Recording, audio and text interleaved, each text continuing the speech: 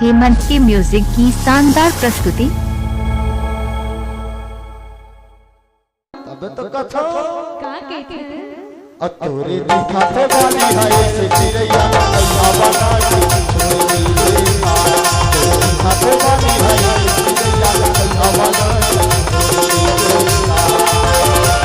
मोला भाई हवा छोड़ दे बेटा मोला भाई हवा छोड़ दे बेटा डीजे बिटकल साउंड करौंदी। अतोरे दिखाते वाली है से चिड़ैया बाबा नाची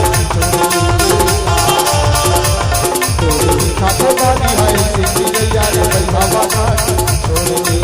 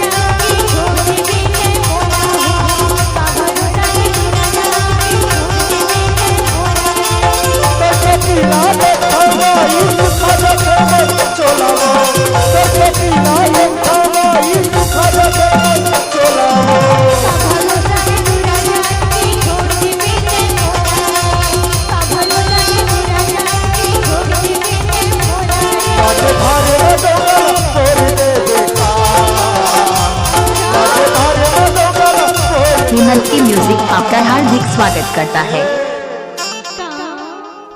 तय तो दिखे मैं इसे दिख सके कैसे तोला ना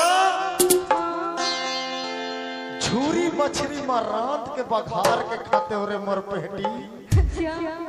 मोर सुखरी पेटी तय मोर आमा खोइला ऐसे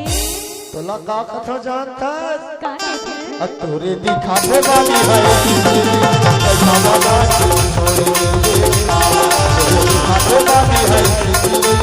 बाबा नाची छोड़ दे दिखाते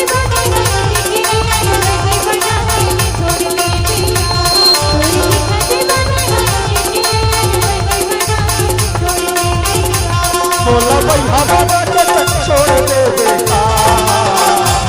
बोला भाई हवा छोड़ दे बेटा अतोरे दिखाते वाली है बाबा नाची दिखाते वाली है बाबा नाची दिखाते वाली है बाबा नाची दिखाते वाली है बाबा नाची दिखाते वाली है बाबा नाची दिखाते वाली है बाबा नाची दिखाते वाली है